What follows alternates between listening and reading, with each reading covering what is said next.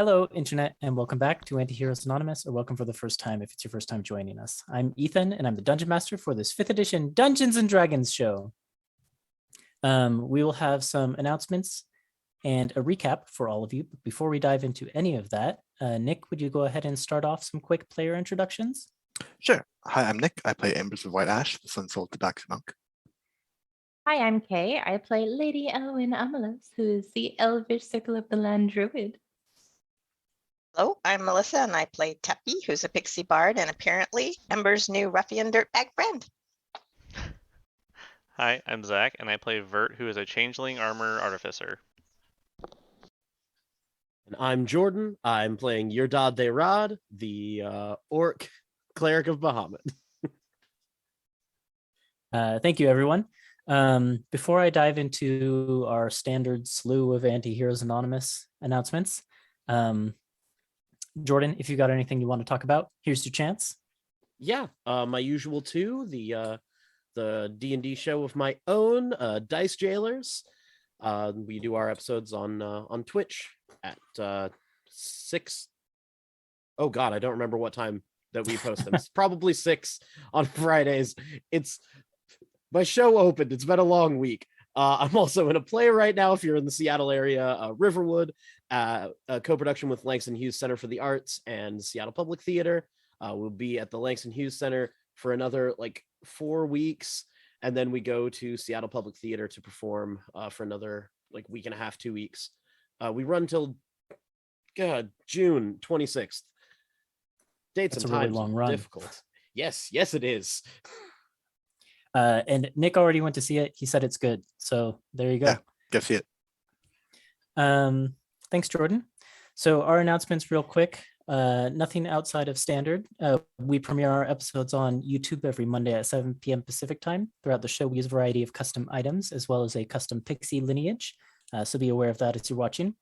Our character portraits, which you'll see on the info cards and pretty much all over the layout, were drawn by an artist who goes by the name, it is her name, Krista Porter, who goes by @KristaPorter with 2 R's on the end on Twitter.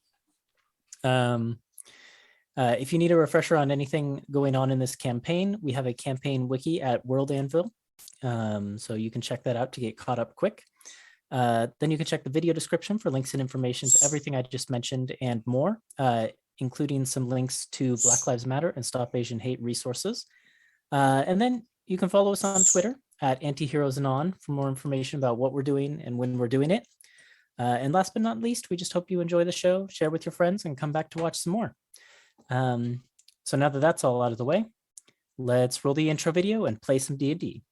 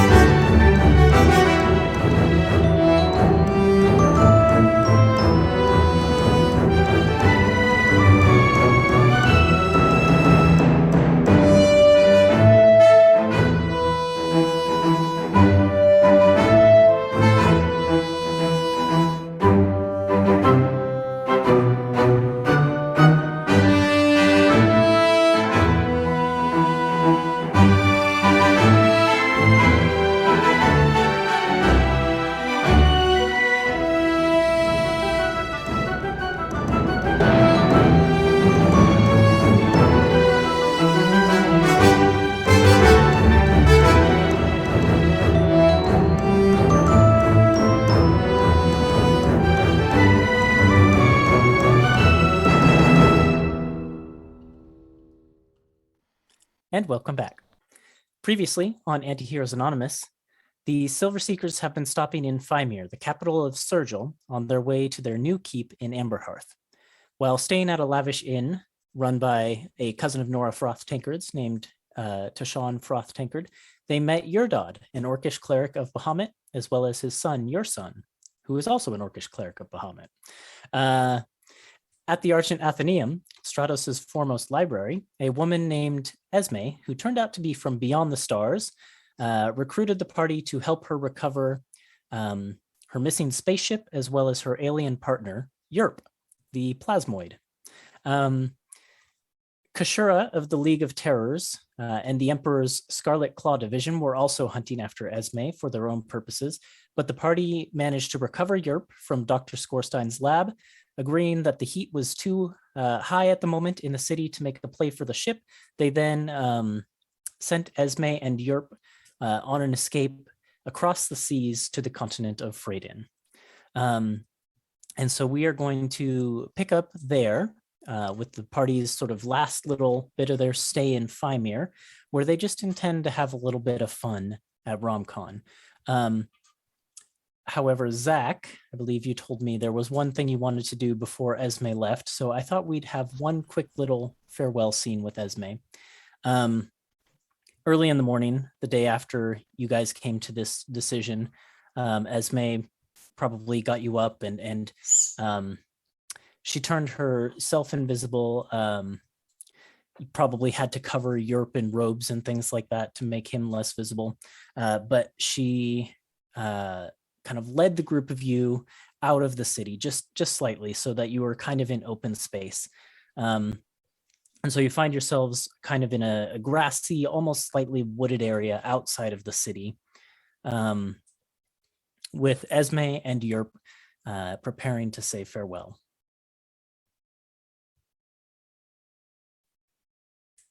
All right. So yeah, I think Vert will just approach Esme and say, "Hey, before you go, I have a favor to ask you. Oh, sure. Yeah, anything. Can I review one memory of yours, which is when you were looking at that robot man the other day? That metal man, I should say, metal man. Yeah, Sorry. she kind of tilts her head to the side and says, "Oh, I guess I didn't even think about it. I should have suggested the same thing myself. Yeah, sure. I don't see why not." Okay. And she kind of, what did you do before? Did she have to like extend a hand to you? Yeah, I would just have us She like sit tries down to- or something, and then Yeah, she sit goes on and the finds grass like or a something like mossy that. boulder or something like Yeah, that. To or sit on. wherever. Okay. And then yeah, I will once we're in a good spot, I'll just touch her shoulder and then cast Review Memory. Okay. You're sucked back into that time the other day when you and Esme were exploring the street together. And the memory begins pretty much the second after you sent Esme off to go investigate. And you watch from the new vantage of her eyes. You can see yourself as she turns away from you and heads down the alleyway. And it's interesting because you're seeing what she sees while invisible, and there's almost like a slight shimmer in the air around her that you can see now that you're viewing from her perspective that isn't there when you were looking at her yourself. Mm-hmm. She kind of jogs down the alleyway, but as she does so, she does kind of this hop skipping motion, and you can feel your body like lift up off the ground a little bit as she begins to, you can feel like the appendages that you as Vert don't actually have kind of sprout from the back, and wings begin to beat as she hops up to the top of a building and then seems to alight there and kind of settles over to look over the edge where the figure you saw before went. And there you can see, as described, the sort of white hair with kind of like a braid a little bit, and a short, well-trimmed beard. A form you very much recognize to be Albert Coldlake. And he basically jogs up to a Warforged figure who was kind of just like sitting on a crate in one of these back alleys. And from this point, I think you need to make a perception check. Oh, absolutely. It's pretty good. It's a 17. That's pretty good. Albrecht walks up to this figure and kind of slightly out of breath from the jog, this direction, kind of comes to a stop in front of him and says, yeah, it's him, all right, exactly like you described. Who did you say this was again? Associate of yours? And the Warforged kind of leans back, and you can see that the Warforged is holding a compass in one hand that doesn't seem to be pointing north at all. But it is holding steady in a direction. It's just not north. And the Warforged closes the compass and says, so he is here in the city. And then Albrecht replies, so what are we gonna go capture him? He's alone. Now'd be a great time. And the Warforged stands up from the crate and begins to sort of walk away opposite direction from you and says, no, Albrecht, you're new to this line of work. When you're hunting a bounty of this magnitude, a capture in a public place is to be avoided at all costs. And Albrecht begins to kind of trot after this Warforged. And Albrecht objects and says, but Skulk, he's right there. He's right there. I could have my revenge and you could have your bounty. And then this Warforged, who seems to have been named Skulk, just kind of quiets Albrecht with a stern glance and says, no, we're not playing a short game here. I always get my bounty, but I never rush. Be patient with me, Albrecht, and you'll have what you desire. And then they get out of earshot of Esme.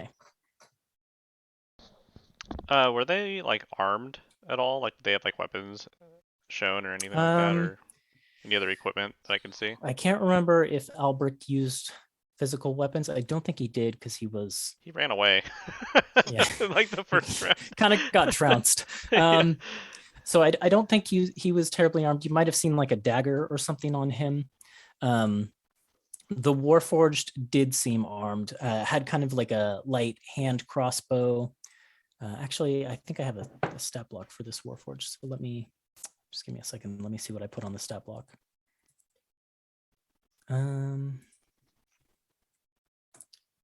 Let's see. So the Warforged seems to have a short sword strapped to one hip, and then kind of strapped to the other side of the belt. You see what actually seems to be a small gun, like a pistol. And then the Warforged also seems to have like a pack, which might contain other supplies or weapons of some sort, but can't really see what's in there. Okay. And then for the compass, was there any observation I can make to see or notice what it could be pointing at? If not Roll north? a survival check. What's my survival skill? Let's see. I have to open this back up again. I'm not proficient. 12. It's unclear. Okay. You're kind of all turned around from Esme's leap up onto the roof. Yep, that's fine. Yep. And plus the memory is kind of ending at this point, so you can't really get any clue about that. Okay. So yeah, You know, then you told him that he could see yourself. Is that a relative of your dad? wait, what? Yourself. Yes, that's my cousin. Your dad, Oh, I see. your son, and yourself. I see. I got there. That's Oh funny. boy. Yeah, and so the memory ends, and you find yourself face to face with Esme, and she's looking at you with sort of her bright green eyes, and she says, "So, did you see what you were looking for?" And yeah, Vert will kind of lean back a little bit and fold his arms and look a little contemplative. And yeah, I guess. Thank you. I just need to process this a little bit. Yeah, there's a lot going on in this city, so that's understandable. Right, I better be off before the sun gets too high in the sky.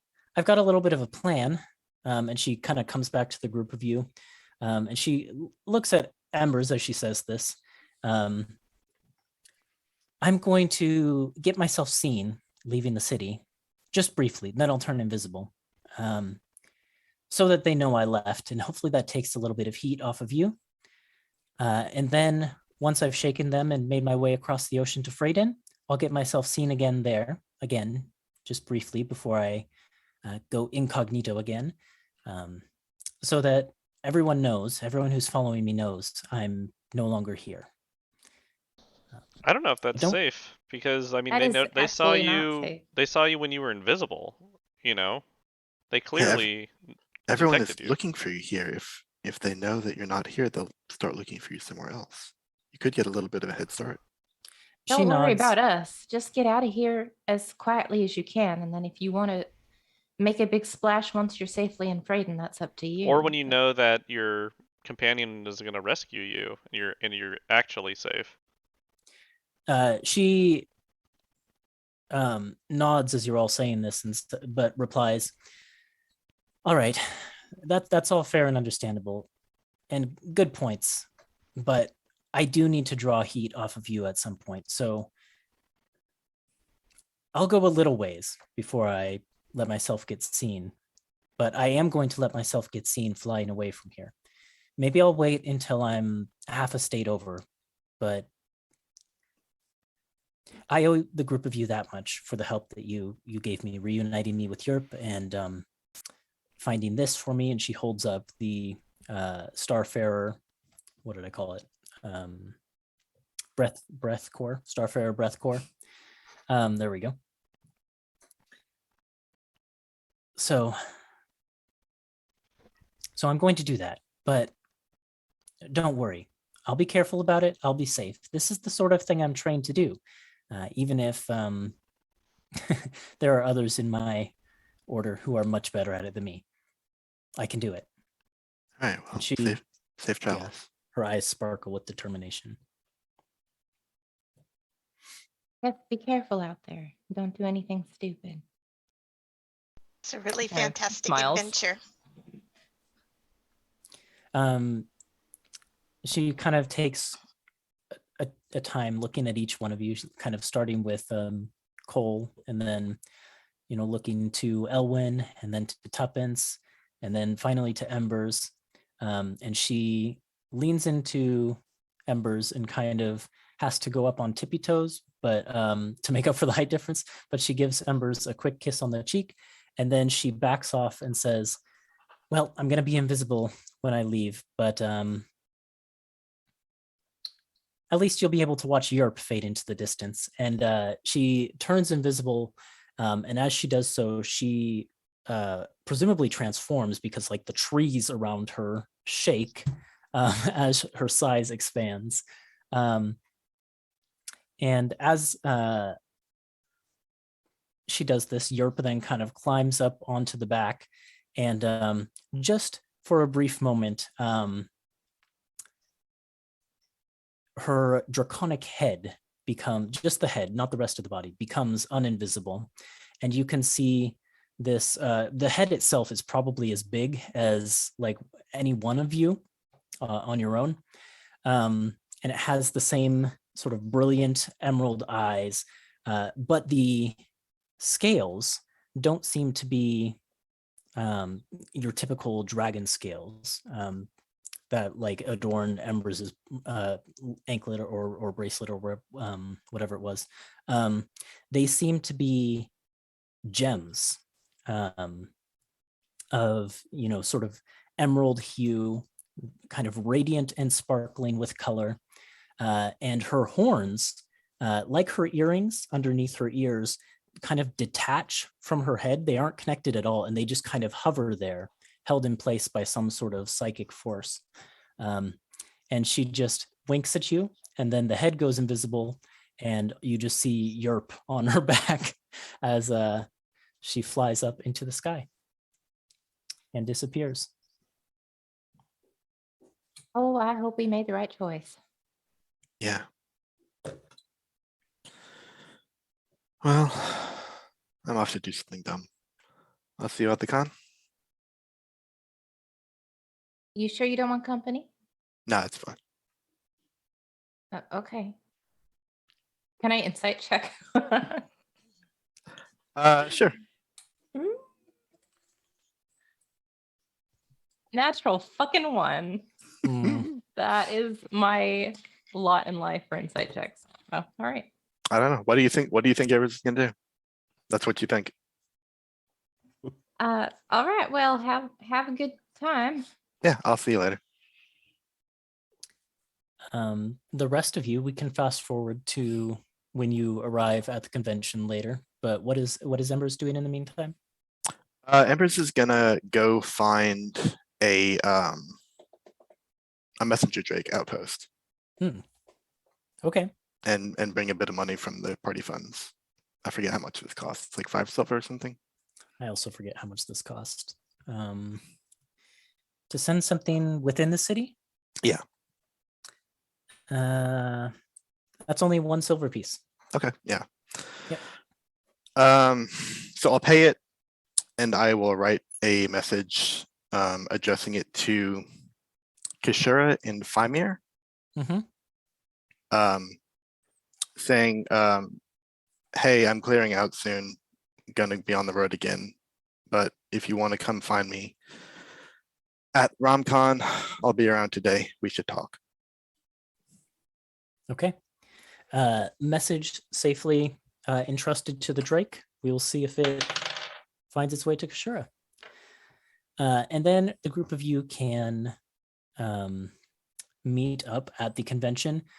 As you're sort of at the entrance, you see your dad and your son waiting there in line to get in. Their pass is kind of at the ready. Everybody, Hey, I so sorry about just disappearing the other day. You're never gonna believe what happened. I mean, I swear to Bahamut. There was I got to I can't even your son, can you help? It was so good. So the It was the coolest thing. the Chrometallic Shrines have a annual Clubstone game, and well, we had a full team. I mean, I'm not on the team, but they had a full team, and all of a sudden, wouldn't you believe it? Pinch hitter came down sick, so we were down a member, and I just, Dad was there, and I thought maybe he could sub in, and then your dog or your son kind of motions. It was amazing. I mean, all I did was step in as a DH, so I didn't like have to field or anything, but you're never gonna believe it. We started off rough, to say the least. And then we get to the 3rd inning, and I just crushed the stone almost out of the park. Didn't quite make it, but inside the park, home run. hey. It was amazing. The and plates that were really loaded too, and that got everybody home. Yep. And we kicked off a whole scoring run that ended up, I mean, we won. Hey, well Big done. time. Congratulations. I hope So nothing terrible happened for you all while I was gone. Quite the opposite actually, but we can fill you in on the details later. Just a quick flash cut to back to the hotel room where Torin is attempting to feed your ooze chicken, and it has his hand engulfed in it. He's like, "Bad chicken, bad." Yeah. oh, Well, I for one am grateful that whatever called you away from us yesterday wasn't anything serious. Sounds like I you mean, had quite a bit of fun. It was great. And now now the temple's Bahamut half has just a bit of bragging rights for the next year. Is there like a trophy that they get to display in a public place? There is. They just pass it between sides of the temple. So it never really leaves the chrometallic temple, but it's like, you know, on Tiamat's side of the room, on the Bahamut side of the room. That's fun. In Pretty fact, Tiamat, their team had held the trophy for 3 years straight before Dad over here ended their streak. So It was pretty kinda big cool. accomplishment. Well, I'm sure you have lots of fans now asking for your signature on lots of things. Did you sign something really fun? I mean, there was a kid that wanted me to sign the stone for him. That was pretty cool.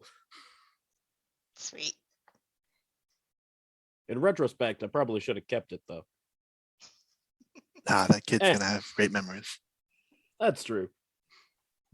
Plus, Dad, as if our packs aren't laden enough when we're trying to travel light, with tons of stones and bats and. I mean, fair, but also, you're my kid. You can carry it, and I slap him on the back just a little too hard. Yeah, let's see. Yep, falls over. I rolled a 5. Face in the mud.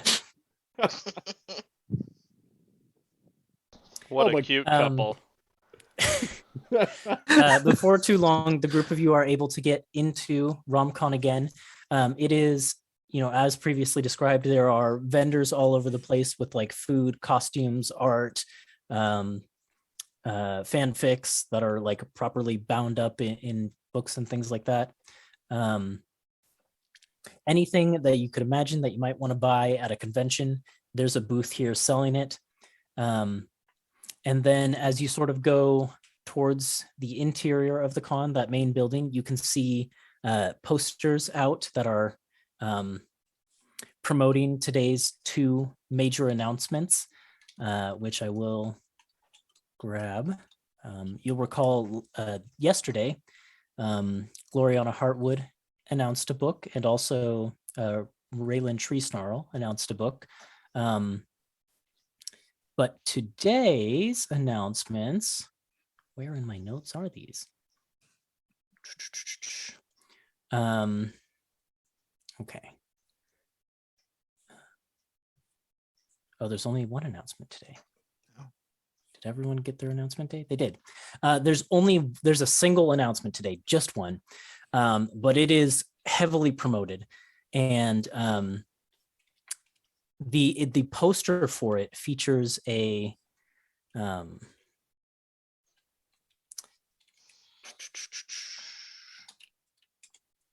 shoot, hold on, my notes so hard to search. I think it's a Fire Genasi woman. Yes, let's see. Oh, it looks to be a woman, probably part Fire Genasi, and she looks like she might also be like part elf. Seems to be like maybe half Fire Genasi, half elf. The poster names her as Ashley Althea. And the poster is basically promoting a radio dramatization that is upcoming of one of Gloriana Hartwood's books. Which book is it? Why are my notes so bad? All of these informations that I need are all over the place. Here we Big go. Here we go.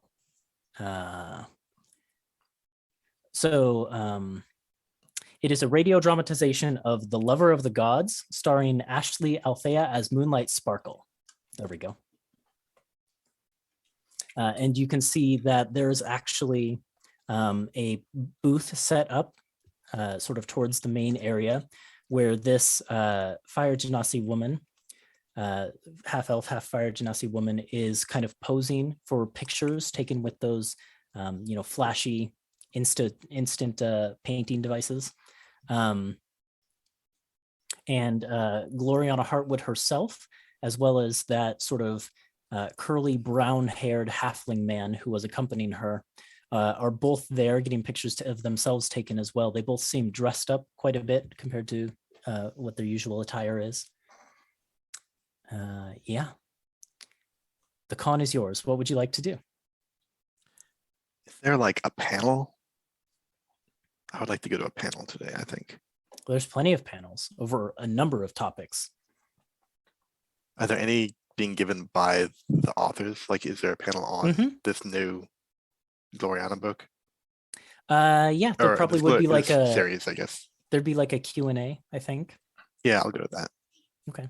It looks like it'll be starring this Ashley woman, Gloriana, and someone who's listed as Welby Toscobble.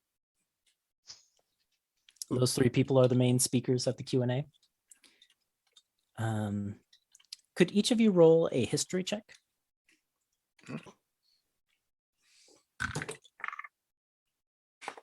What? 15. Pretty good. 22. A natural snap. 2022. Hey, Wow. There's no reason your dad should know this, but all right, let's go. Did anyone else do okay?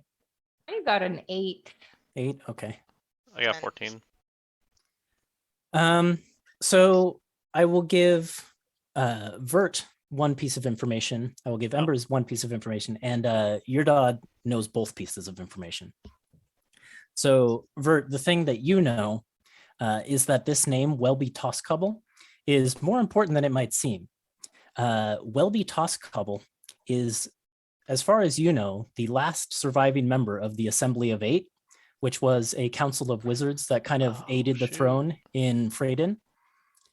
That's about all you know. It just kind of, you're like, wait, that's actually an important name. The information that Embers knows, because she's traveled around, is that this Ashley woman, this Fire Genasi, is actually a very like famous and popular actress within the city. Up till now, she's done mostly like play work, but it looks like she's apparently branching into voice work.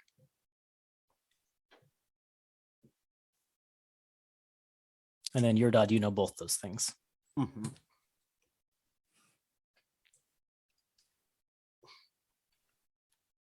Well, I wonder how much harder acting is than performing. Just music. Can't be that much harder, can it? Mm. I honestly couldn't tell you. I never Well, really I- tried either. Yeah, I don't know anything about either subject.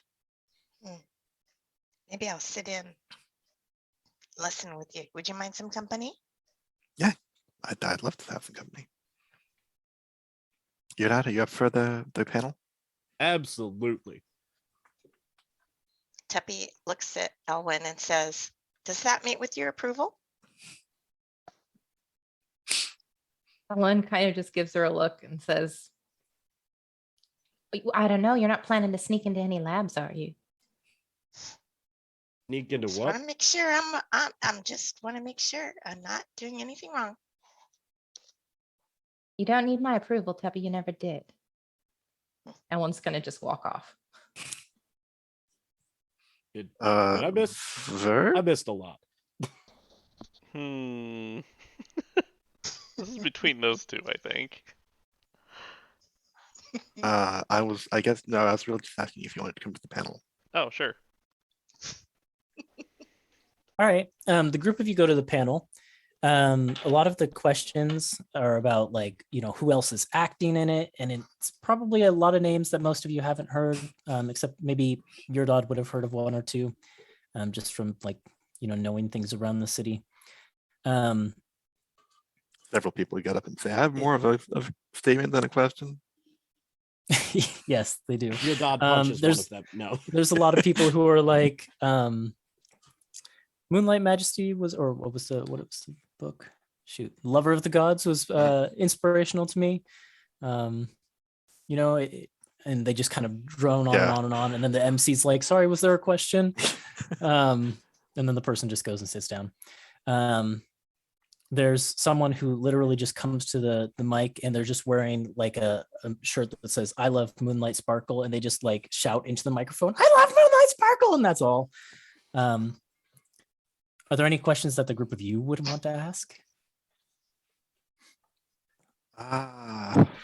Does that guy really look like an Assembly of 8 member? Oh, Welby Toscobble? Yeah. No. Welby Toscobble is a very unassuming, sort of stout little halfling man. He's wearing kind of a like a the three-piece suit, but like he's kind of got like a tummy that's straining at the buttons a bit, and like the coat, it doesn't look like the coat would fully close, so he's wearing that open. But his hair is kind of all tousled.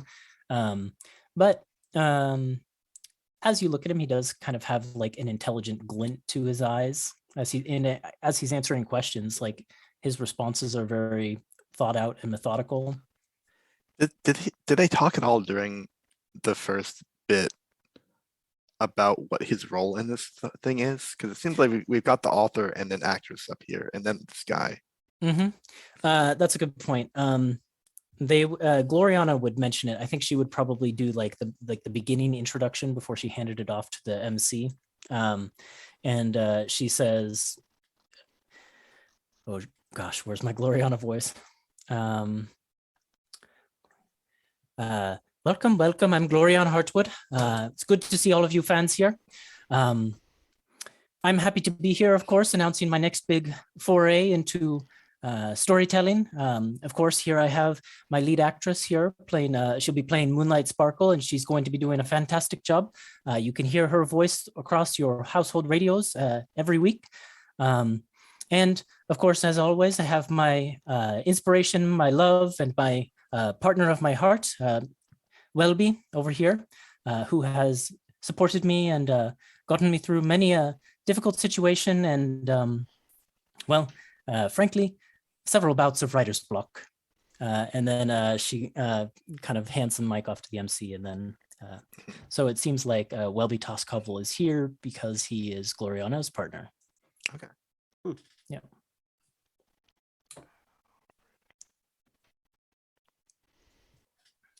Yeah, the panel goes on.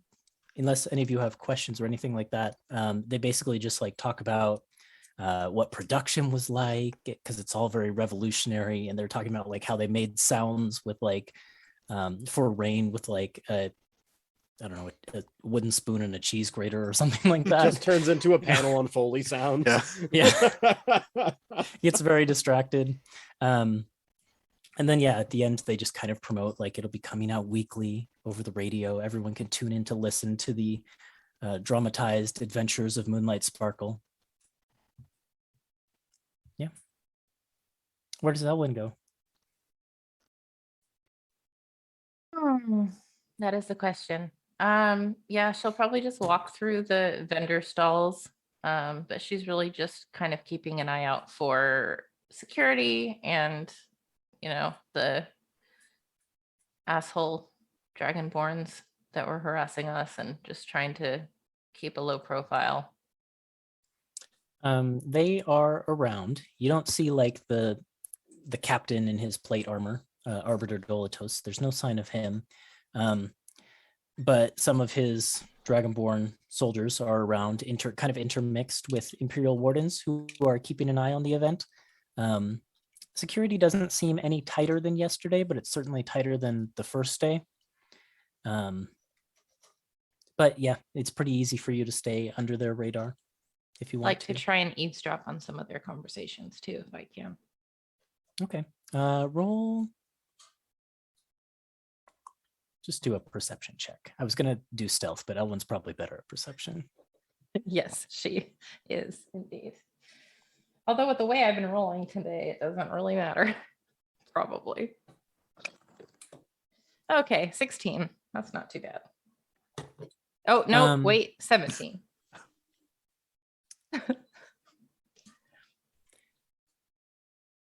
So the conversations that you overhear, there's not really any sensitive information that's revealed or anything like that.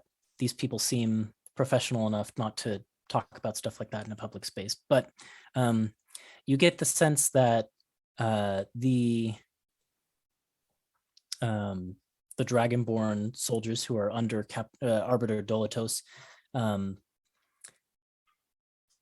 seem kind of frightened of what will happen if Arbiter Dolatos doesn't find who he's looking for. Some of them are like talking about, various ways they could, tighten the perimeter, things like that. These they don't really talk about anything terribly important, but the one thing I'll say is they don't like talk about you and your group at all either. Any mention of a break-in at the lab or anything like that? Not from those guards, but when you're kind of positioned near them, but also near some like members of the Argent Athenaeum, some silvered stewards.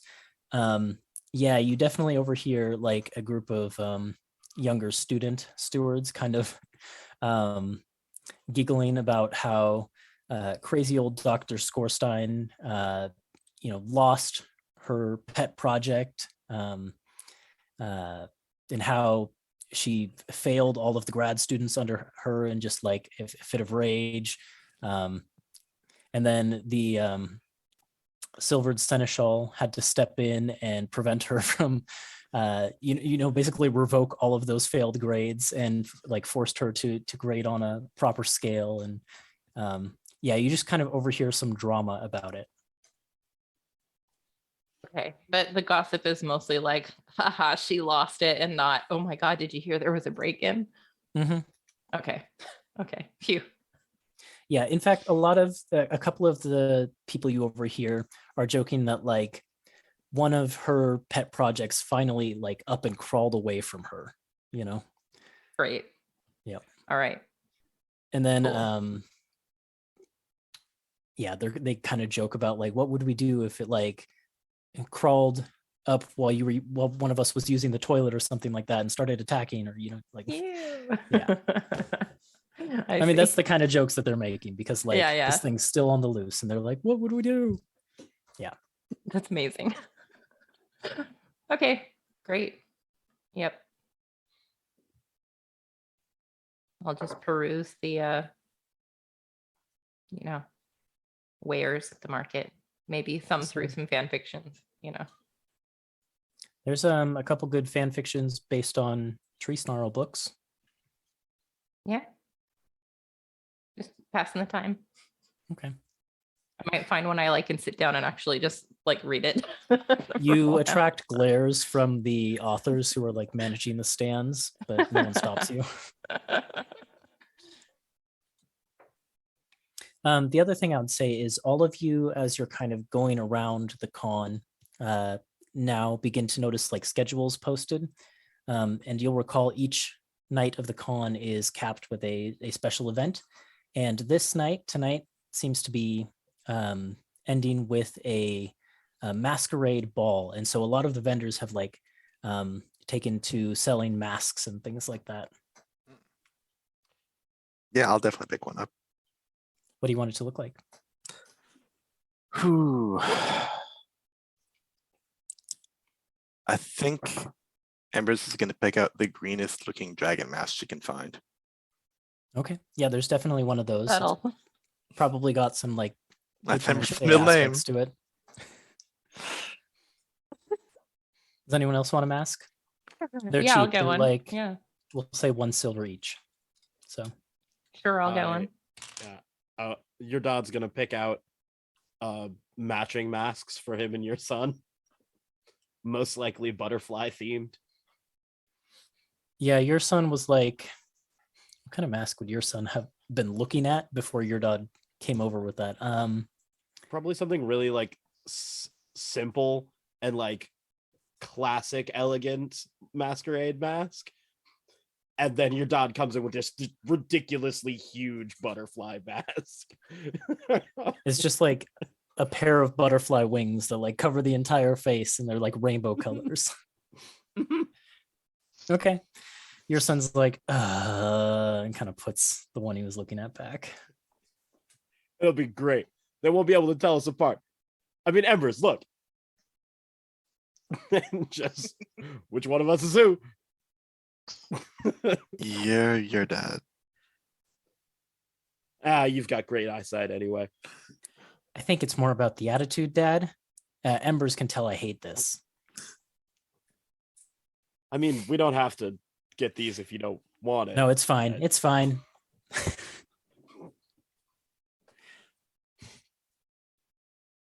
What's Elwyn's look like? Well, I was leaning towards butterflies too, but seeing You what could your get dad picks out. butterflies more subtle. No, I think that Ellen probably is going back and forth between like a butterfly and like maybe something that looks like an Arctic fox type situation. And she puts the butterfly one down after a minute of contemplation and gets the fox one instead. There's a nice like black silk one that also kind of draws your eye, and it has kind of like white web-like filigree. Of course it does. So, yeah, Yeah. That one I'm not even gonna touch. it draws your eyes though. Yep, sure does. What about Cole and Tuppy? Do any of them have beards? Yeah, sure. One of them has like a beard wig attached to it. Hmm. Thinking about it. Should buy that one for tuppence. Yeah, I'll hand it to Tuppence so I can let this one. Like, no, she should get like a wrestler costume. No, Yeah, luchador mask. no, Tuppy's not gonna attend. She's gonna head back to the inn and talk to Malt. Oh, Oh, okay. okay. I'll get the one that caught Elwyn's eye that she doesn't want. Spiderweb one? Yeah. I'll do that one. Would you know that it caught her eye if she didn't I don't know. touch it? Do I? What do you want me to roll? Insight, I I don't know. guess? Insight? Yeah. Perception? Okay, Insight? let's see. Oh, I didn't. I have no idea. I'm too busy looking at the beard. I don't know. There's a surprise mask me. that looks like it's a mask. It doesn't have a beard attached, but it looks like it's made out of beard. Ooh, no, I don't want that one. I don't want that one. No. I'll just get some other like animal mask, like I don't know, like an elephant or something. I don't know. Or Okay. what's a cool fantasy creature that's Oh, around get these an parts? owlbear. Okay, yeah, I'll do Okay. that. I mean, I don't know if there are owlbears in There are, yeah, Stratos, but Sure. they're my favorite fantasy monster. especially here in let's do it. Sergil. So. Yeah. So I'll get an owl bear mask, I guess. And yeah, so you guys all have your masks purchased for later tonight. What's up next? We'll jump to Tuppy in a minute. Unless no one has anything, then we can jump to Tuppy right now. Sorry, what was the question? Oh, I was asking what's up next for the group of you. Mm-mm. I don't know. Should we try to meet with the Seneschal and give them a report? We didn't really learn anything about the league, though. Well, we can tell them as much. Our Yeah. leads are dry, and we could say that we're leaving town to follow up on our last lead or something like that. Yeah. I'm hoping to get some more information on the league. Maybe if Sir gets my note. I don't know. What? What note? What are you talking about? Oh, I might be meeting her later on. Ambers. Is this related to the stupid thing you said you were gonna do? Yeah, this is the one. Oh my gosh. You're not planning to meet her alone, are you? Well, no, I mean, I'm telling you about it so that you are aware of it and can kind of back me up from a discreet distance, but I don't think we should overwhelm her with everybody, you know? Well, the last time you went to meet her alone, look what happened. She blew a hole in the ceiling. Yeah, but I wasn't alone then. I was standing next to the person she was looking for.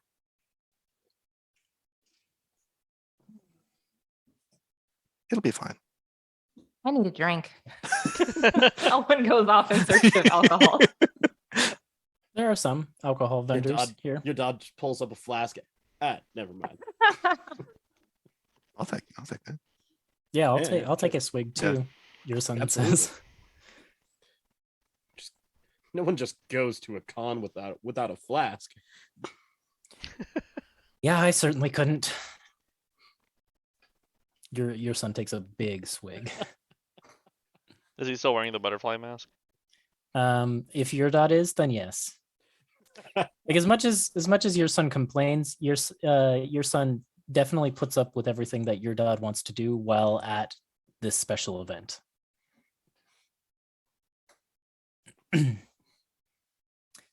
Okay, Tuppence, you make your way back to Tasha's tap room, and Malt is true enough up in the rafters, though it's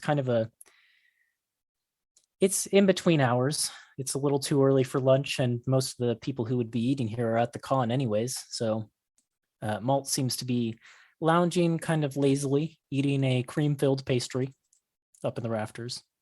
Okay, well, I'll fly up and greet him, say it's been a while, and I hope I'm not disturbing a nap or anything like that. But just wanted to catch up. Didn't we just talk last night? Maybe it was the night before. I think it was the night before. Mm. Are you saying I'm bugging you? No, Most people, no. I get that a lot. It's okay. In fact, he takes a claw and kind of cuts the pastry in half and hands half to you. Thank you so much. You know I love these. I've got a big sweet tooth. Nora's a better cook than she is a baker. Tasha's got her beat in that regard. Yeah, And well- kind of pats his stomach. Everything here seems bigger and faster and light and more modern, right? It's just not the same at all. The big cities are changing quickly these days. Smaller ones, less so.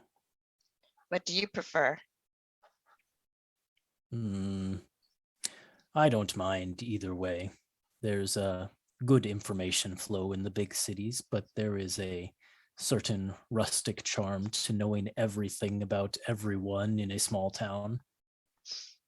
I never thought about it quite like that. So, what's the most interesting thing you've heard around here lately? Well, I think I already told you about the Watchers I'd been hearing about. Group of Warforged. I heard there's to be some big announcements at that convention today. Well, I guess I'll find out from the gang. I wasn't in much of a party mood. I just kind of wanted to come back and hang out. Did you hear we have a chicken now? I did hear about the chicken from Torin. He asked me what chickens eat. Anything they want? Malt chuckles. I said maybe a handful of seeds. I haven't seen him since. Well, that's not surprising. So, okay, if there's nothing big, I'm gonna head up to the room for a while and look in on our egg and maybe take a nap. All right. I'll be here. Maybe I'll see you for dinner. Yep, maybe. Take care. And Tuppy will give him a big hug. Kind of seems surprised by that a little bit, but then like lets it happen. Kind of nuzzles the head against you a little bit. Okay. Malt, when when you hug him, he's got kind of a warmth to him, but it's not a warmth like a fire. It's a warmth like you would associate with like you've had a lot of beer and you're starting to feel, like the warming effect come over, that sort of thing. It's kind of a fuzzy warmth. Okay. That's it. She'll head up to the room. Try to take a nap. You find Torin basically having constructed a nest out of blankets for the chicken and is sort of sitting on the opposite side of the room, wearing what looks like a half eaten through via like some sort of acid or something like that oven mitt. And he looks a little shell-shocked. Whoa, hi, Torin. You look really at your wit's end. Are you okay? Tuppence, you'll never believe it. I tried to feed the bird, and it took my entire hand into its mouth. Just Oh, like that. yeah, they can be real peckers. Didn't peck so much as slurp. Gonna have to figure out how to feed this thing better. Hmm. And the chicken just Have kind of like you, cocks its head and goes, did you try feeding it by hand by any chance? Or did you try putting it on the ground? well, I mean, Malt said a handful, so I, Debbie grabs Debbie grabs a cup and cup, smart. just put it in here and then puts it down in front of the chicken. Yeah, he doesn't seem to have any more seed left at the moment, but kind of mutters that he'll try it next time. Okay. I'm gonna hang out here for a while if you want to head over to the con with everybody. Not really for me, but I'll go down to the bar. That sounds much more fun. Okay. And he kind of strides out of the room. Okay. Teppy gets out what looks like a journal and just starts writing, and then she'll take a nap. Okay. As you're writing in it, you think you see kind of a flicker of movement from the side of the room. And as you glance up, it's just your reflection in the mirror. But when you, for a brief second, when you're looking in the mirror, you see that alternate version of yourself from your dream with sort of like the black hair streak in her hair, wearing the darker colors. And then she's gone and it's just you in the reflection, and you don't know if you imagined it, but you finish writing in your little journal and go to sleep. Okay.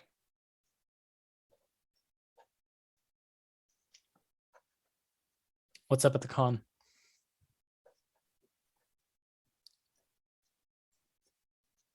I think Embers wants to get your dad, like pull your dad aside for a second, for a bit, if that's possible. Yeah, easily. Hey, I'm not really good at talking to people. And you seem like you've got all that sort of thing figured out. Do you get the feeling that there's something kind of weird going on between Elwyn and Tuppy? I mean, I picked up on that a little bit, but I mean, it's not really my place to ask. Yeah, it feels like it ought to be mine, but I don't know what to say. Well, I know whenever I'm having troubles with somebody, I always like to be as plain as I can about it, but still kind. Mhm. It's a balancing act. Basically what I like to do is always remind people how important they are to me and to each other before mentioning something that might be unpleasant. Oh yeah, that makes sense. Yeah, I think I could do that. Are you planning to try and talk to them, say, well, just whenever you're planning to talk to them, let me know within like an hour before you're gonna do that. I'll give you a little help. I was thinking about just going to do it now. I mean, no time like the present, right? Well then, good luck. And I offer out a big hearty handshake. Mhm. And I'm also going in that handshake, I'm going to cast which one is it? Eagle Splendor. So for an hour, you have advantage on charisma checks. For all the good that'll do me. Yes, thank you. Your son, who is off getting ice cream cones, is apparently returning because you hear him shout, "Dad, are you using holy magic for stupid things again?" As he comes storming up with ice cream cones. Oh no, not at all a stupid thing. To help friends stay friends. All right, I guess I can approve of that usage. Hands you the ice cream. No, see, it would be. I mean, why would I ever use holy magic for something frivolous? Definitely don't do I've that. literally seen you use it to get an edge in Clubstone, Dad. You did it yesterday. They didn't say we couldn't. No one else was doing it. It was a field full of clerics, Dad. I And I'm very curious as to why nobody blessed half of their team. guess that's a good question. Yeah. You gotta figure that. Sorry, I'm not in this conversation, but you gotta figure the Tiamat team is doing it, right? Yeah, but they're probably doing it secretly. So Right. That's probably how they were winning. Subtly. Hmm. Sacred juicing. Oh my god. Ew. I mean, you'd think that we'd put all the umpires in a zone of truth, but no. I guess maybe it's something to consider for next year. I don't know. I'll raise it to the high cleric, but But I mean, next year, you won't have time to come to the Clubstone game. You'll be too busy studying and doing your research. that's the idea. I'm gonna So- go over to Ellen. Yep. Sorry. What were you gonna say? I wasn't going to say anything. I mean to your dad. Just good luck. Yeah. Now your son, let's eat. Where'd Coco go? I mean, he's just around. He's probably just kind of like looking around at the con, and if you guys got pulled aside, then he's probably just giving you whatever privacy you wanted and just kind of I in the same mean- room somewhere else. Cole, there are costumes galore to buy here. Uh-huh. Just saying. Hmm. All right. Maybe I'm looking at these costumes galore. Yeah, I'd go over to Ellen and say, hey, Yeah, I went over to find a glass of wine and then I wandered off to find a place where someone was reading out loud, maybe in a panel room or something, just to listen to a book being read while I enjoy my wine. So that's where I'm at. okay. Let's see what book is being read. Someone roll me a d20. 7. 7. I've Okay. not rolled above a 10 tonight. Get those bad rolls out of the way on this though. 2, 3, Yeah, that's 4, the 5, plan. 6. I guess surprising no one. It's a reading of The Lover of the Gods. Great. So maybe Welby Toscobble is the reader, the guest reader here. And the room is Wow. pretty packed, but Wow. you've got your little plastic cup of wine. You have a little plastic cup. And I'm like standing in the back pretty much just listening and yeah. How's Oh. this going so far? Well, he's a pretty skilled reader. So I've read this book once or twice, so it's a good one if you haven't read it. Oh, I know it. Yeah. Yeah. Are you Yeah. enjoying yourself? I know you were excited about being here, getting to enjoy the yeah, last day. I'm having a great time. I didn't think we would kind of get to do this, but you know, Yeah. it's nice Sorry you all- have to do it without a date this time though. Well, you know, I had my own little romantic convention once or twice here and there. I'd like to hear the stories about that too. Someday. Yeah, not everyone gets to spend some quiet time. Well, I guess it wasn't that quiet time with with a dragon. That's true. That's true. Hey though, is I kind of couldn't help but notice that Tuppy seemed kind of upset before. Yeah. Yeah, I would be surprised if anyone didn't notice, to be honest. She's not really great at hiding what she's feeling. Do you want to talk about it? Oh, well, I don't know. I think she's just angry at me because I had to, get after her a bit yesterday. She was making some decisions that were putting us in danger, Embers. Mhm. I don't think that she understands the gravity of the situation we're in, honestly, and I don't know if you do either, but Well, I mean, yeah. I think it's not something that the two of us are used to. I think that you have better self-preservation instincts than she does at any rate. You know what I'm here doing, right? I would not call my self-preservation instincts at any point in my life good. Well, they're better than hers. Yeah, well, she doesn't really know the world that we're in, and I guess when it comes to high up things like the situation with Coco and you and the Emperor and everything, I don't really know that world either. And I think that's where our bad decisions come from. It's just we don't really know what we're doing, and I guess it would help us both a little bit if you would kind of guide us through it some. We could both use that. Well, that's what I'm trying to do. But, when y'all don't listen to me, it makes my job a lot harder. Yeah, I hear that.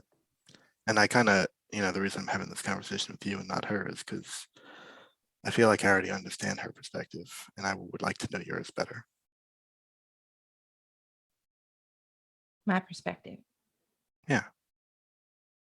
I apologize if I haven't been forthright with that. I didn't intend to hide anything from you. No, it's not that. It's just, I don't feel like I'm saying this very well, but what else is new, right?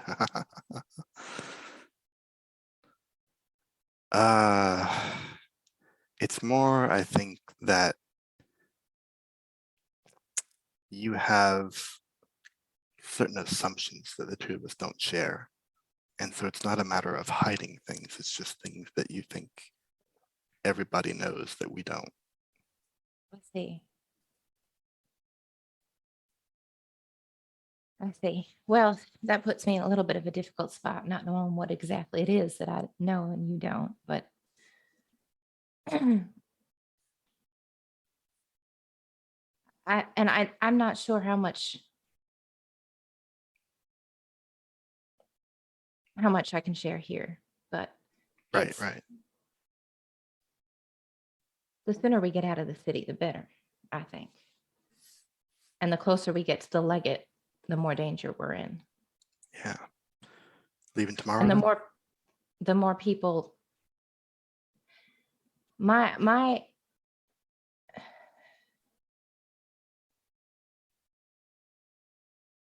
position on this, Mhm. on everything, Mhm. if we're going to be making a name for ourselves, we have got to make the Empire believe that we're their allies. Because if they start looking at us as enemies, then they're going to learn everything. Mm. And then we'll be in real danger.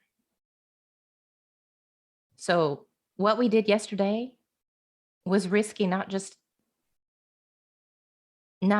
because of our friends, but putting our name out there, doing something directly against what the Empire wants. That is putting us on a short list of enemies of the Empire, and that's the place we do not want to be. I guess I can see that, and I kind of like, Embers looks around to see if anybody is paying attention to their whispered conversation. Roll a perception check. I'll help you. Thank you. Let's see, what's this one? It's a 15. Everyone seems, well, let's see. Yeah, everyone seems really enraptured in Welby Toscobble's reading of this book. I just rolled for his performance and it was a 17 on dice. So Great. yeah, Yeah. the man is enunciating and like hitting all the right notes at all the right times. So fortunately, that creates a nice cover for the group of you. Okay. No one seems to be listening. And I would say softly, because I know that this is a very delicate conversation to be having in public. I understand that point of view, and I understand how difficult it is for you and for Coco. But consider also that Esme and Europe are the kind of people that we're going to need one day as allies. If we can't ever let anyone know about where our allegiances really are, how are we going to find help? It's always just going to be the four of us, you know? I'm in full agreement with you on that, Embers. There's nothing I want more than to build a collection of allies. That's what Coco and I are trying to do here. Well, We then just I have to think, be real smart about how we do it. And we Yeah. can't tip our hand to the Empire is what I'm saying. So I'm not upset that we did what we did, but I am a little nervous. I was a little nervous about our methods. I see. It was risky, but I've been paying attention today and it sounds like no one suspects anything. It doesn't even sound like they suspect a break-in at all. They think that he escaped on his own, so we got lucky. No, that's how I knew it would go. Wish I had your confidence. Well, see, the thing is, Alan, when you're someone like Dr. Scorstein and you're keeping a big acidic ooze monster in a lab of a public library, you tend not to complain that someone killed it and broke in, because then that leads to very difficult questions about why were you keeping a big acidic ooze monster in a public library? Embers, So you're a that lot was- smarter than anyone gives you credit for, you know that. That was why I had some confidence that things would be okay. Well, I think maybe I do owe Tuppence an apology, but I think that she needs I a don't- reality check, and I'm not sure if I'm the one to give it to her. Yeah, it's probably not me either. Maybe Coco should do it. She trusts you, though, more than she trusts either of us. I'll think Who about knows? I feel like at this point, Coco and I have both said something to her, and it still hasn't clicked. So it. Well, yeah. I'll think about what to say, and anyway, sorry, I didn't mean to interrupt your reading. you're not. You want to stay and listen with me for a while? Sure. You gonna come I to the? I hand you my cup of wine. I think Embers just takes it and like downs it. That's totally fine. That's totally fine.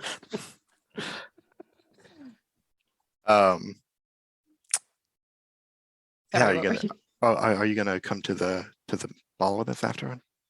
Yeah, I picked up a mask. See, and I pull it out of my bag. What do you think? Oh, I like it. It's a little mischievous, maybe.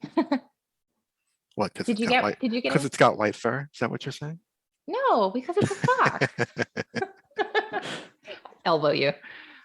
What? Did you pick one up? I did, and I pull out the mask that I got and put it up to my face. What was it again? It's a Oh, it's green like a dragon. green dragon. Oh yeah, the green dragon. Oh, that's right. Owen will just laugh. That's gorgeous. You know, green is a good color on you. It is. It was. Yeah.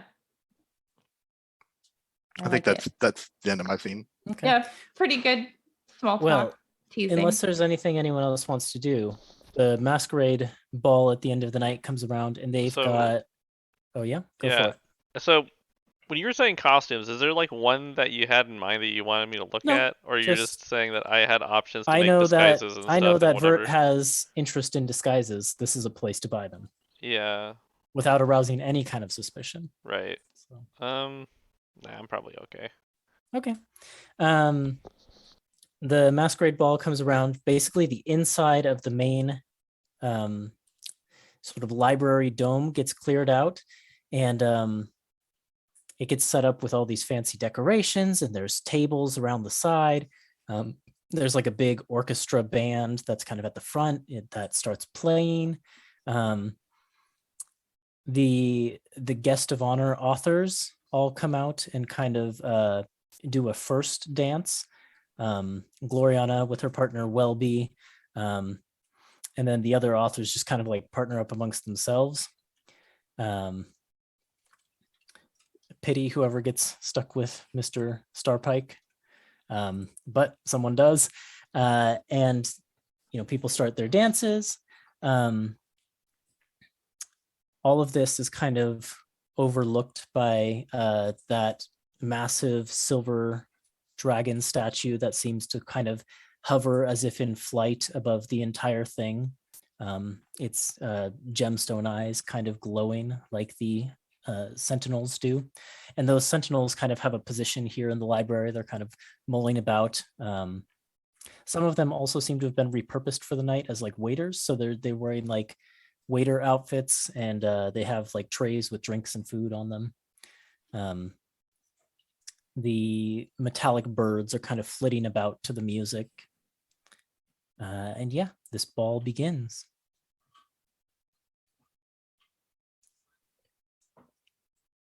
Your dad, as soon as the floor opens to everyone, just goes to dance.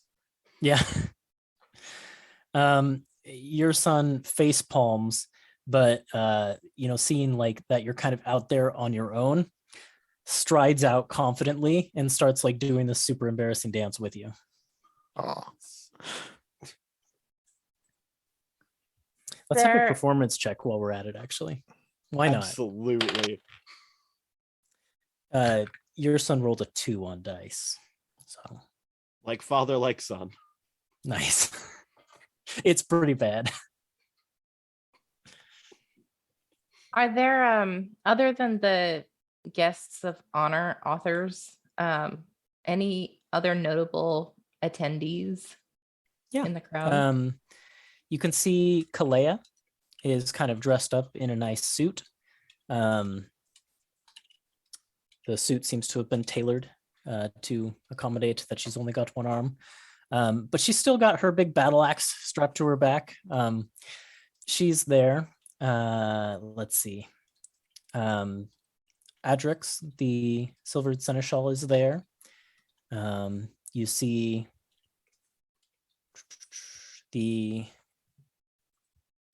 why am I blanking?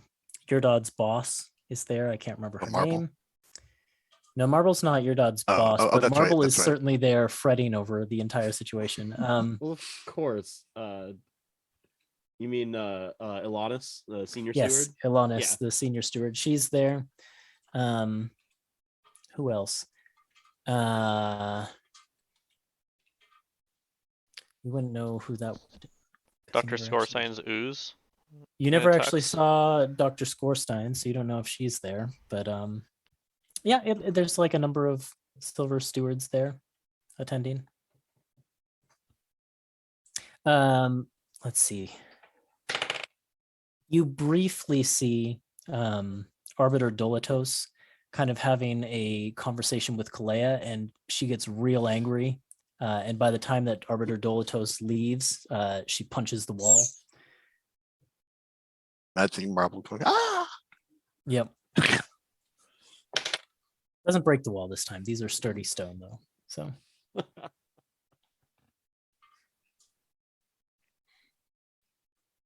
And then I guess Embers roll a perception check.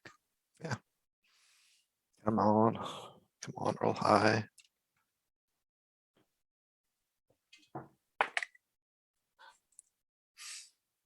Roll thoroughly mediocre. Oh no, I thought that was a 6, but it's a 9. So it's a 14. Okay.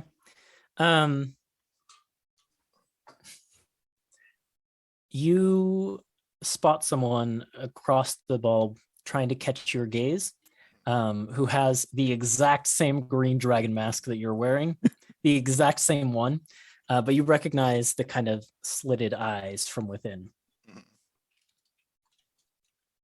Oh no. And you see Kashura across the way. Yeah, I'll grab a couple of drinks, one in each hand, and walk over to her. Yeah, she's kind of leaning against the wall, and she was just kind of like trying to get your attention with her gaze. Hand one to her. She sniffs it and pours it in a plant. Could Sure, I just took it from over there.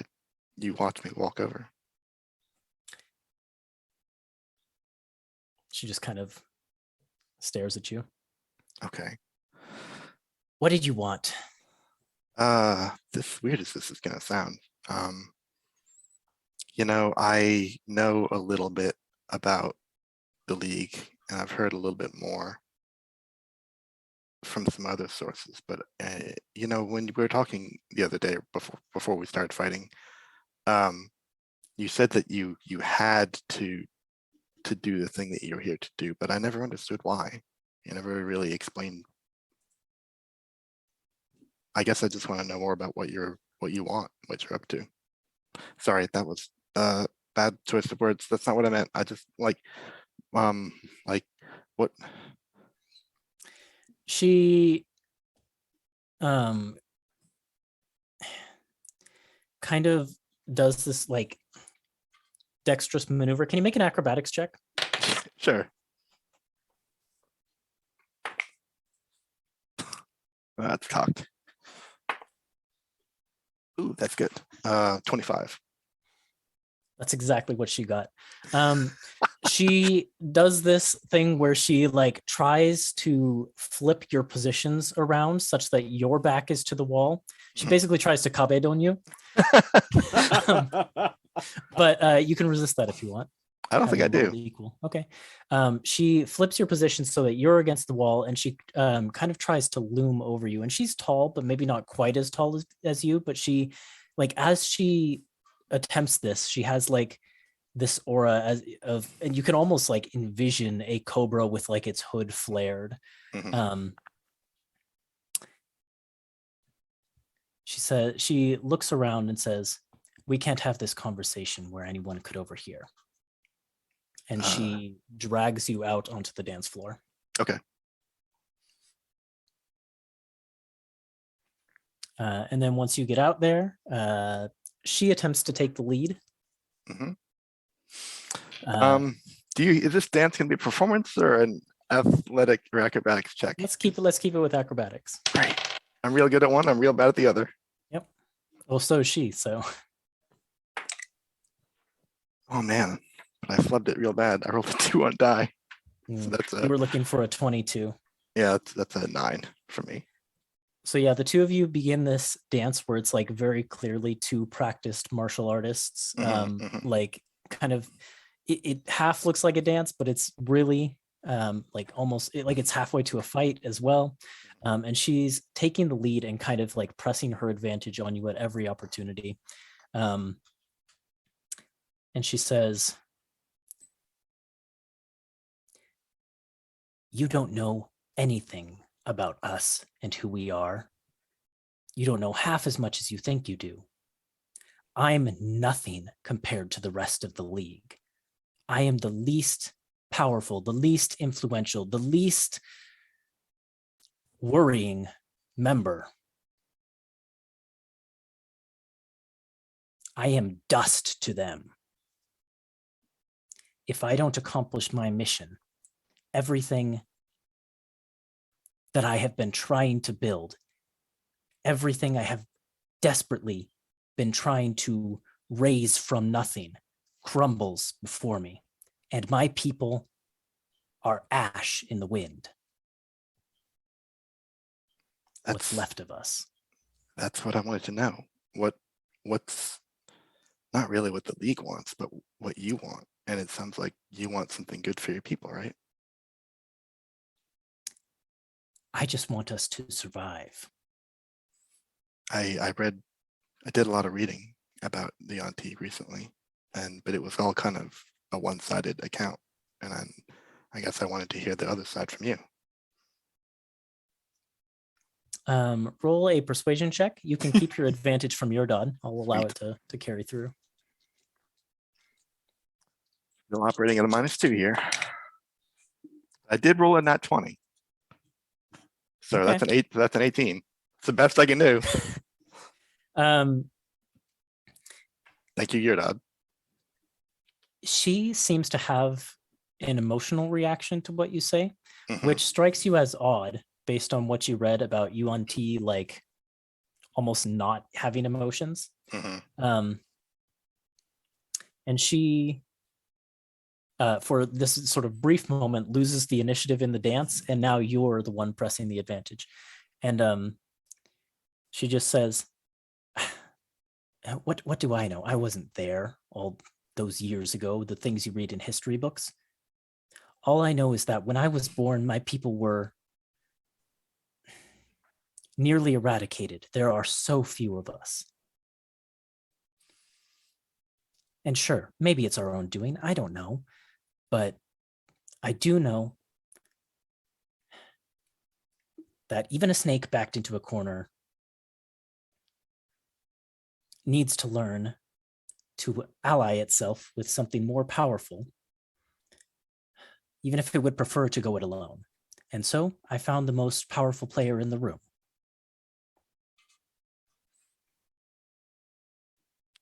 Yeah.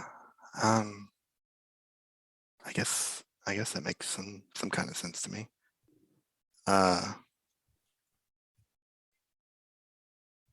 I think I'm just kind of like, I think the dance Ember is doing is like kind of like dancing like around her, like someone giving the other players space to like express themselves, without trying to like press an advantage or be like domineering about it.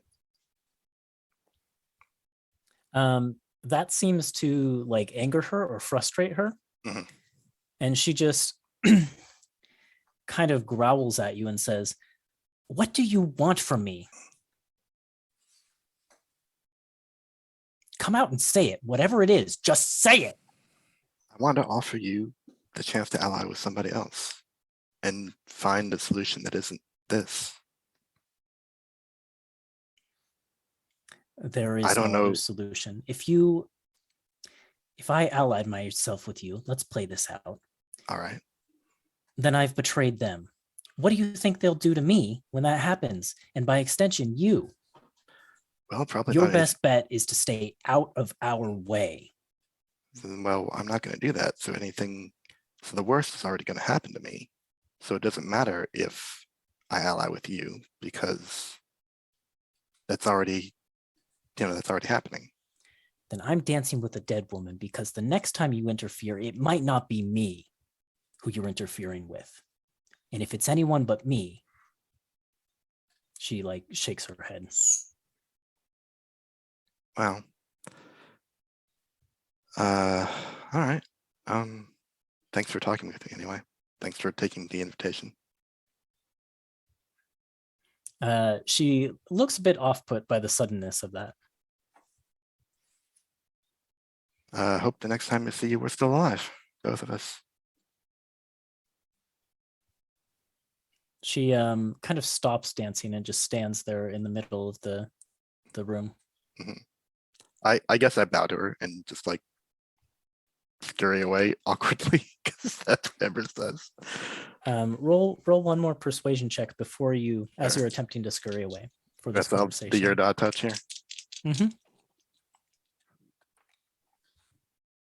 Oh, this wasn't as good. I mean, one of them was a 1, so at least it's not that, but a 7 is not great. Okay. As you're scurrying away, you just hear her kind of under her breath go,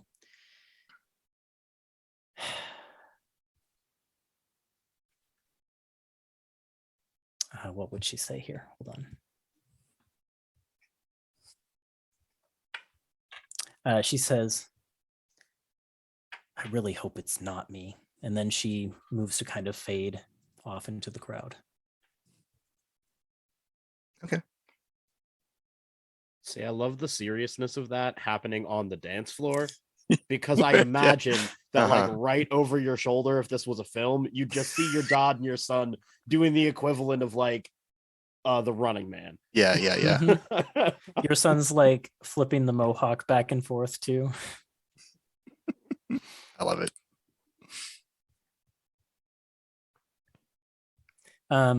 Elwyn and Cole, you two see this encounter with Embers and Kashura go down as well. Anything you would like to do? And I'm watching her like a hawk. And by her, I mean Kashura. Yeah.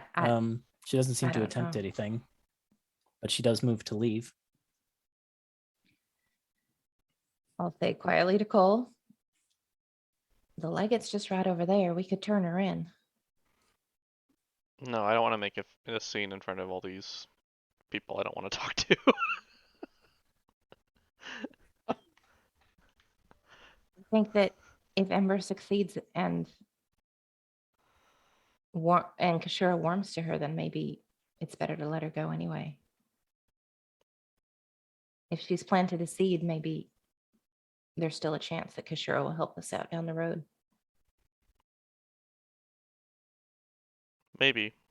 So maybe we let her go. Sure.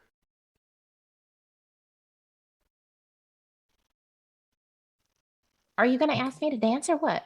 All right, let's go. What a cute couple. That's my line, actually.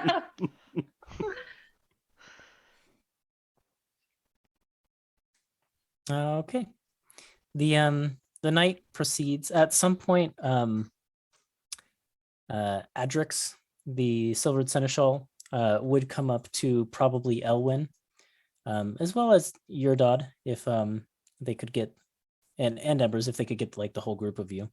I don't think they've ever really encountered Cole, so probably ignores Cole. But comes up and says, "So, Arbiter Dolotos tells me he's made no progress. Tell me the group of you have made more." Well, we weren't able to talk to the doctor, so we weren't able to learn anything there. I've heard some rumors that her specimen has escaped. You see a bit of a knowing twinkle in Adrix's eyes. Yes, most unfortunate that. Before you could interview her, I'm sure. Yeah, unfortunate. We were hoping to learn quite a bit from the specimen. I'm sure she was hoping the same, but hopes of that have vanished, so to speak. We did find out a little bit about the League, though. Oh, Apparently, their MO is to go around and promise things to people who are, I guess, on the fringes of society, hoping that they can, people who feel like they don't have a choice to do anything else are getting caught up in these grand designs of something much more powerful than they. Now that's interesting. That's not something I had come across before, but it makes sense, I suppose, if you're a group calling yourselves the League of Terrors. Who are you going to be able to recruit but the truly desperate? Mhm.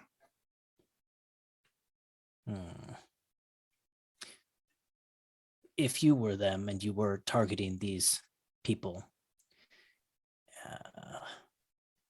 who would be likely candidates?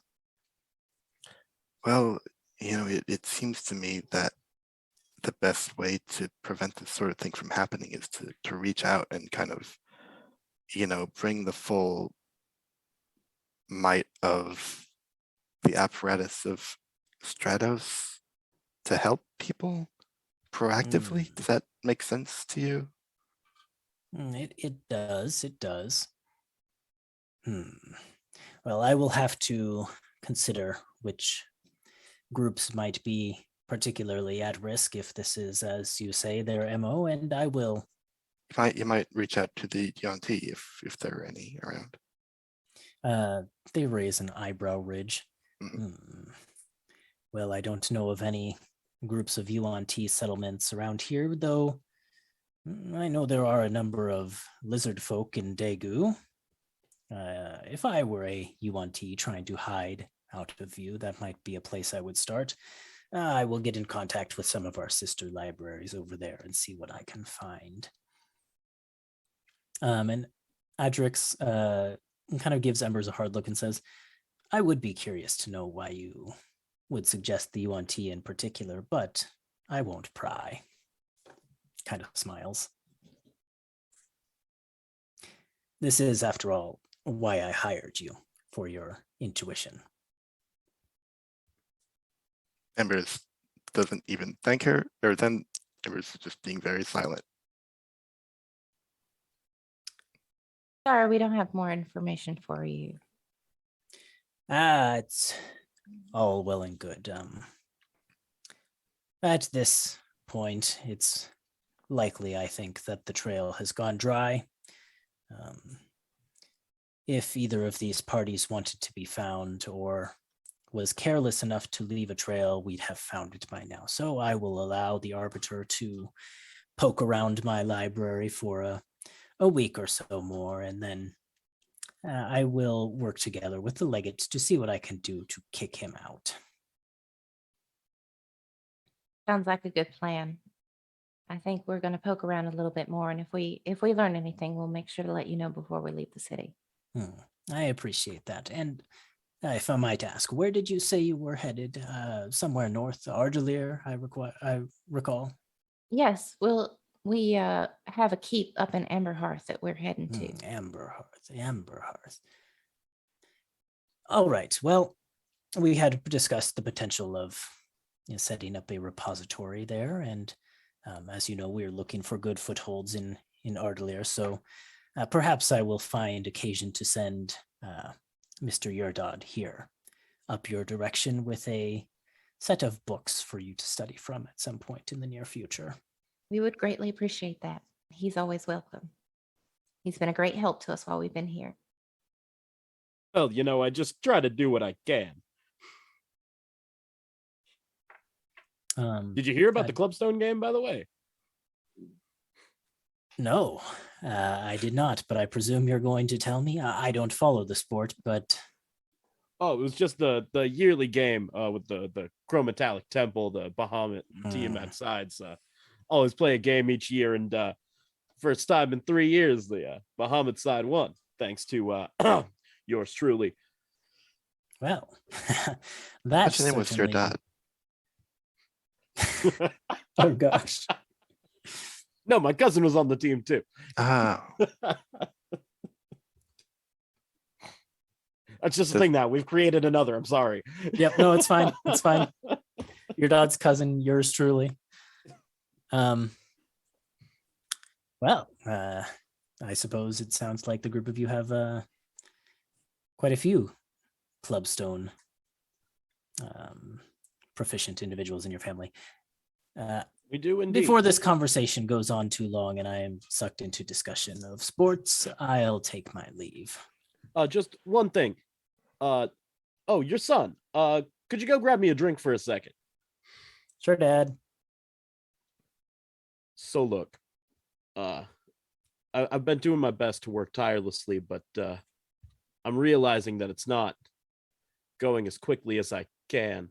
Now that I have the chance to talk to you and you know more about, well, who I am as a person, I was hoping you might be able to help. Your son wants to go to the Dragon Soul Cathedral to study, and I've been trying to save up as much as I can to send him there, but this say no job more. isn't doing enough. I have contacts at the Dragon Soul Cathedral. It is a ways to travel, but I will see what I can do. The boy Anything you can do, seems and earnest, and we need more people like that in this empire. I'll do whatever work I need to do to speed up the process. I just need to send him. I will hold you to that, but I will see what I can do. Thank you. And Adrix gives kind of a little bow. It's not deep or anything like that because they are old and you think their spine would probably crack, but they kind of hobble off with their cane that they have.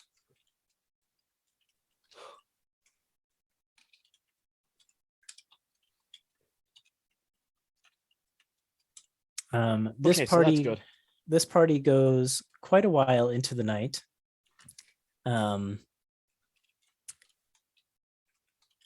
There is dancing, there are drinks. Some of the authors, are doing like impromptu signings of books and things like that. And a good time is had by pretty much everyone in attendance as the group of you make your way home to Tasha's tap room with the convention kind of concluded. And your time in Fymyr drawing to a close with plans to set out tomorrow. You kind of find yourselves, about to sort of part with your Dodd, as he and your son are probably about to go into their rooms, and then you're going to head off to yours. Do you want to come meet our chicken? Your what? Good chicken. You can actually keep the chicken if you want. Please do it. Please keep the chicken. You'll love it. I'll meet the It's chicken. very cute. Come meet the chicken. When you got this chicken yesterday, as I'm going to their room to meet. Yeah, chicken. we promised you a long, crazy story. When you go into the room, Torin is still down in the bar, nowhere to be seen. You can see that there. Oh God, it hasn't eaten Tuppy, has it? Oh Tuppy is no. nowhere to be seen. Okay. She's Oh, nowhere to no. be seen. But whether she's been eaten, who knows? The chicken is sitting on a pile of blankets. It's your Dot. It's not really a chicken. It's this like orangish, yellowish, almost like light brownish colored ooze in the shape of a chicken. So it's like slightly dripping. It's got one of the combs on its head, but it's like droopy and goopy. And it, as you come in, it goes. That may be the most adorable chicken I've ever seen. It's all yours if you want it. It waddles up followed to us you and home. begins pecking at your leg. I think it's looking for a nice, friendly home. And Can I we're going to pull be on the out, road, so we can't really Yeah. give that to it. Right. Well, yeah, I'd be happy to look after this chicken. Have you named them? We Not wanted yet. you to have the honors. Yes. Welcome to the family, your chicken.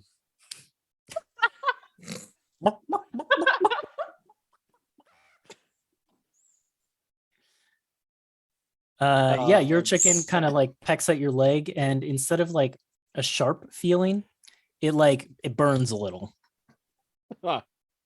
Neat trick. Can I do an animal handling check to get it to warm up to me?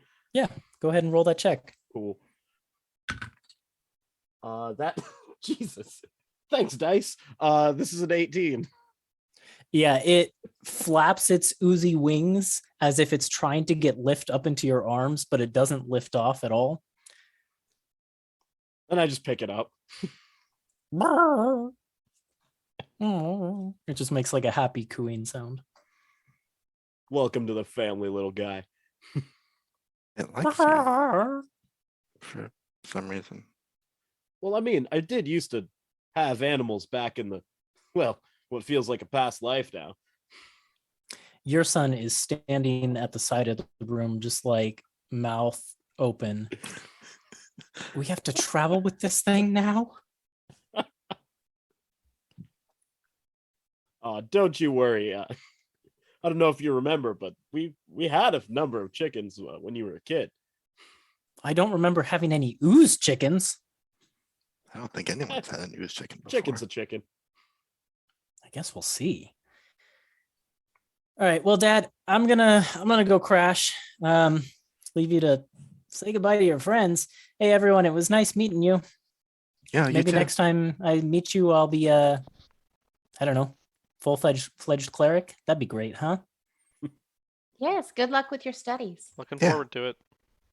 You're always welcome to come see us in Amberhearth if you're ever up in that direction. Oh no, your welcome's a cousin of mine. Your son smiles sleepily DM as he fully on leaves. board. Yes. That's my boy.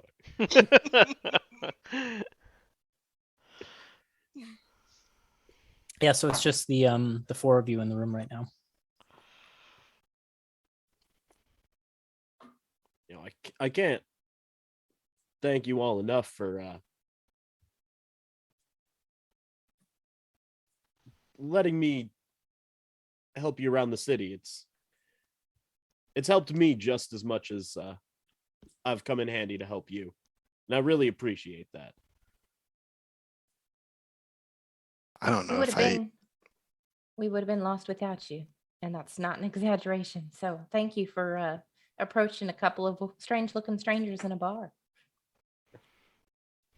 You looked like you needed help, and well, helping people's what I'm all about.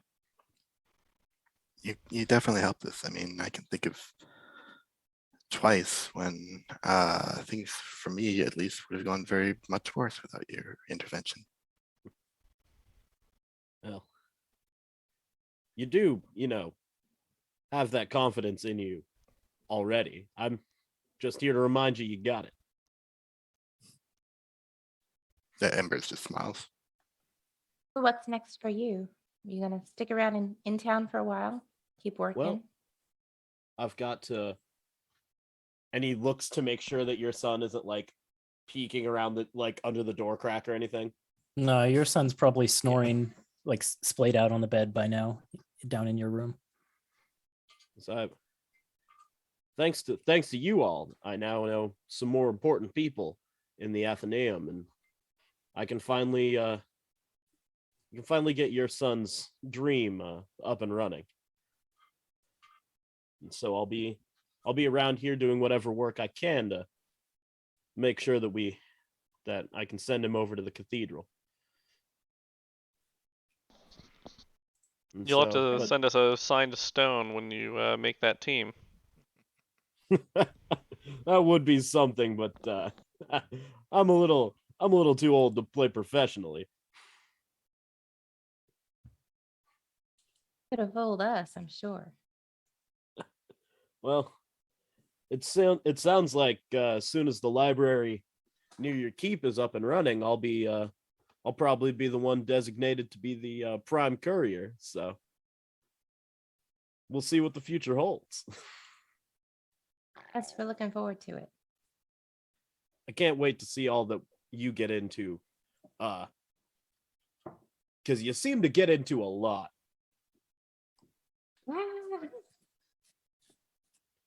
And I mean, Embers If have it's- nothing.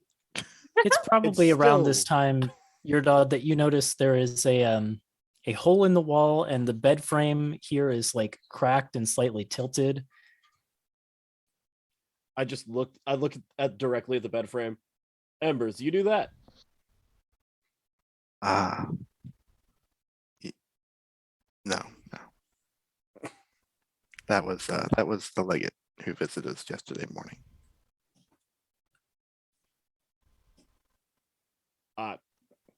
On the bet.